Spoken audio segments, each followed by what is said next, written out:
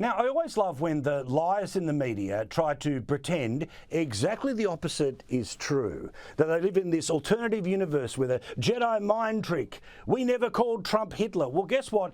You did, and we have the tape to prove it. What I know is in the early days of the Nazi regime, they started slowly but surely taking away people's rights.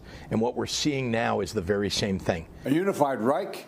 That's Hitler's language. That's not America's. It is deeply troubling and incredibly dangerous that Donald Trump would invoke Adolf Hitler. Talks about the blood of America as being poisoned.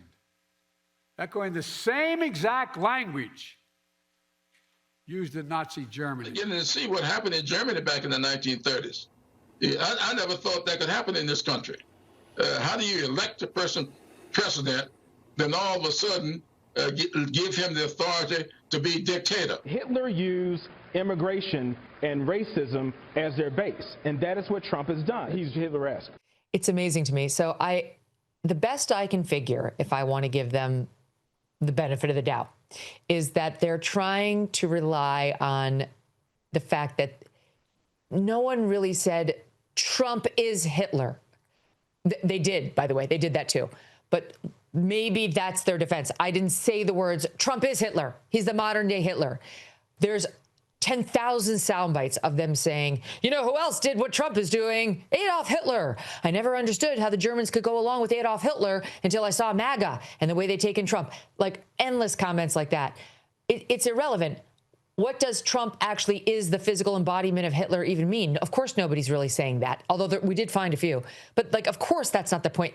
That's an impossible thing to do. You can't reincarnate as President Trump. I mean, I suppose like maybe some Hindus believe that, but very few others. So, of course, the point is simply you have constantly compared Trump to Hitler, which, by the way, is a big deal. Up until Trump, that was a hard no in American conversation. I don't know how it is around the rest of the world, but in American conversation, it's a hard no to compare anything to the Holocaust or anyone to Hitler, because he was, of course, uniquely evil. In a long history of very evil people, he managed to stand out. So even if you're like, I remember even a couple of years ago, we were looking at the Chinese and the genocide against the Uyghurs and the forced sterilization. And we had this long debate on whether you could compare it to what the Nazis did. And in the end, it was like, nope, you can't. You just can't compare anything to Adolf Hitler. But the left has run rampant with it in the Trump era, very loose standards, in comparing virtually everything Trump does to that of Adolf Hitler. So the fact that they just want to whitewash it now and hope that we've forgotten is just kind of laughable. And like, not only, Nicolle Wallace was the one who really went out on a limb of MSNBC saying this.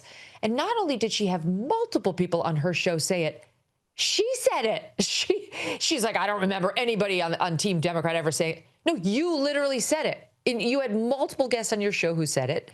So I don't know if she's got like early Alzheimer's or if she's just a liar. But either way, it's not so good for engendering trust with one's audience. Last one, Halloween. I'm doing my first one because my girls are at just the right age to go trick-or-treating. Do you have any tips for my first Halloween? Yes, I have strong feelings on Halloween and the protocol that should surround it. This is my number one pet peeve. You got to tell your daughters this. When the kids they ring the doorbell, you show up, you got your enormous thing of candy, and they just stick their bag out. And I am that woman. I'm like, what do you say? And then occasionally you get like, please, or you'll get thank you. And then I'll be like, no, no, try again. It's a very simple social contract. They have to say trick or treat. And then I give candy. That's the basic covenant there. Now, there's another wrinkle. Depending on the neighborhood you're in, you'll get the kids who say, how many can I take? Right? You should not ask that question. You should just take one. Take one unless the homeowner says, take two or take as many as you can grab. Sometimes at the end of the night, you're running out of candy or you have too much candy and the night is trickling down. You just want to get rid of it. But it's not okay to say like, how many can I assume the answer is one unless the homeowner says, take more than one. And then there is the final piece of the transaction in which the child is supposed to say, thank you. And then ideally the homeowner says either you're welcome or happy Halloween or some nice comment on the child's costume. These are the basic contractual terms, and the parents who do not clearly instruct their children accordingly have failed us all. Thank you, Rockstar. I will bring the photos. We'll see you next week. All right, see you, Paul.